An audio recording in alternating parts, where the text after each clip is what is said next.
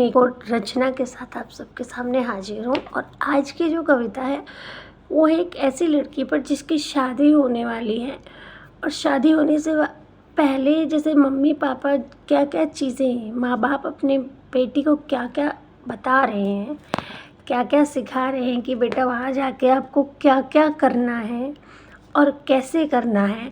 और इसके माध्यम से मैं आपको ये भी समझाना चाह रही हूँ कि माँ और बाप की सोच में, यानी माता और पिता की सोच में ना एक बड़ा अंतर होता है। उस अंतर को मैं स्पष्ट करूँगी, और उसके बाद जो बिटिया है वो उन दोनों की बातें सुन के क्या कंक्लूज़न निकालती है वो भी आपको पता चलेगा। चलिए शुरू करते हैं। कि माँ ने कहा बेटा बहुत कुछ सहना होगा, पर पिता ने कहा पर मुंह पर कहना होगा। माँ बोली ससुराल में ज़्यादा कुछ कहना नहीं। पिता बोले पर गलत को कभी सहना नहीं।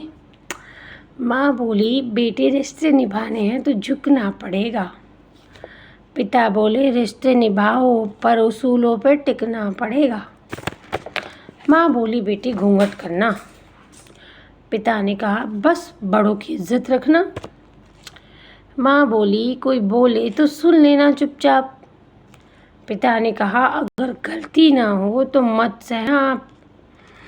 माँ बोली बेटा तू बहू होगी, कोई कुछ भी कहे तुझे घर बसाना है।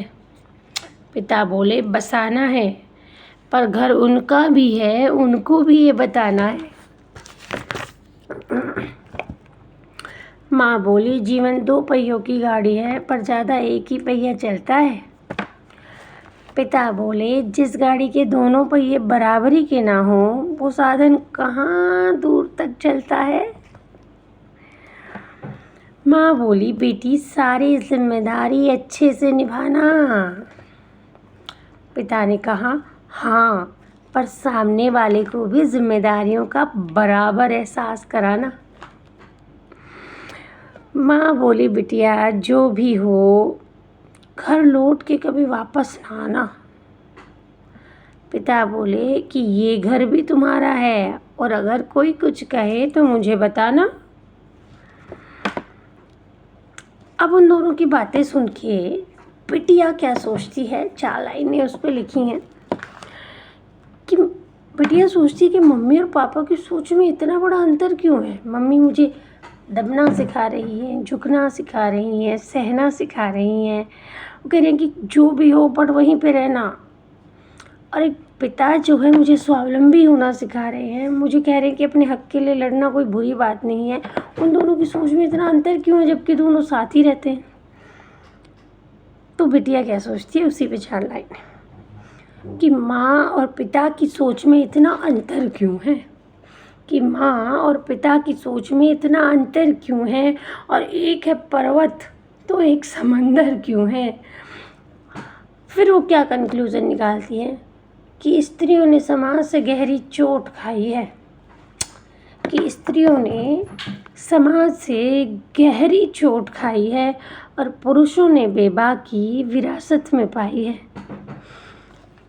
अब क्या सोचती कि मैं क्या करूँगी दोनों की बातें सुनने के बाद। बिटिया अपनी लाइफ कैसे वो करेगी उसके ऊपर हैं 2 लाइनें कि मैं दोनों पहियों को बराबर करूँगी, कि मैं दोनों पहियों को बराबर करूँगी और घुट घुट कर अकेली नहीं मरूँगी। और बाहर कमाने की केवल उसकी बारी ना होगी, कि बाहर कमाने की केवल उसकी बारी ना होगी और चूल्हा चौकी सिर्फ मेरी जिम्मेदारी ना होगी। दोनों मिलकर घर गृहस्थी बसाएंगे, कि दोनों मिलकर घर गृहस्थी बसाएंगे। हम दोनों बराबर हैं ये सारी दुनिया को बताएंगे। हम दोनों बराबर हैं ये सारी दुनिया को बताएंगे। नमस्कार। तो इस तरह की सोच अगर हम आज से, जिस टाइम की मैं हूँ, जब मेरी शादी हुई तो मुझे लगता है मेरे माँ बाप ने मुझे यही सब कहा था, और मुझे लगता है बहुत सारे लोग इससे रिलेट करते हैं। हो सकता है अब जो नई पीढ़ियाँ आ रही हैं उनमें थोड़ा अंतर हो, ये भी एक समाज की सच्चाई है। चलिए बताइएगा कमेंट करके कि आपको कैसी लगी ये कविता। धन्यवाद।